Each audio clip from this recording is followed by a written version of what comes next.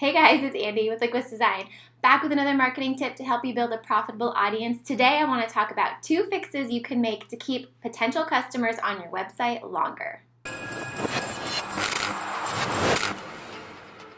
So imagine this, you have a potential lead, a potential customer checking out your website, looking to see if you have something that they need and they can't find it. They get lost in content.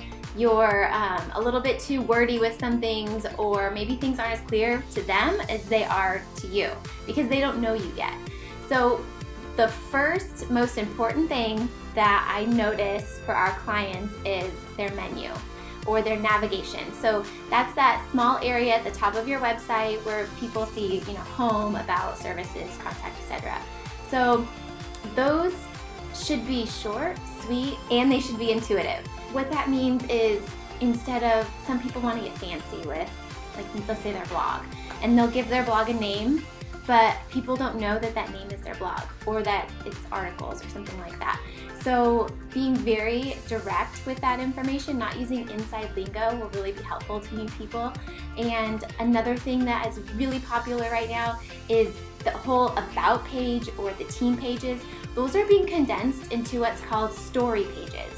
So people, as we know, and we've been learning, are responding a lot more and a lot better to stories than they are to facts, or kind of like a resume type about page that is not going to get their attention. They're not going to read very far and they'll probably click away. Drawing them in with your story, being real, being authentic, that's really important, and people will be likely to click on that story page to get to know you more. And when they do that, then they'll have created some kind of relationship that will let them, that will allow you to nurture them on to the next thing. The second most important thing that I see on people's websites that is a quick and easy fix, but it takes a little bit of thinking, is their homepage funnels.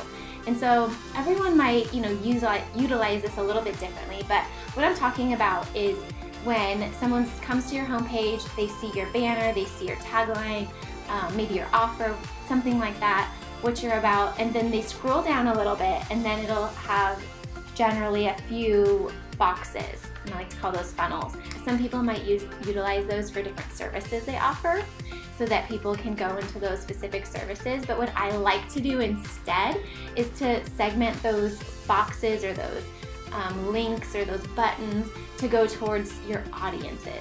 Let's say you work with B2B and you also sell to a whole nother sector of customers directly.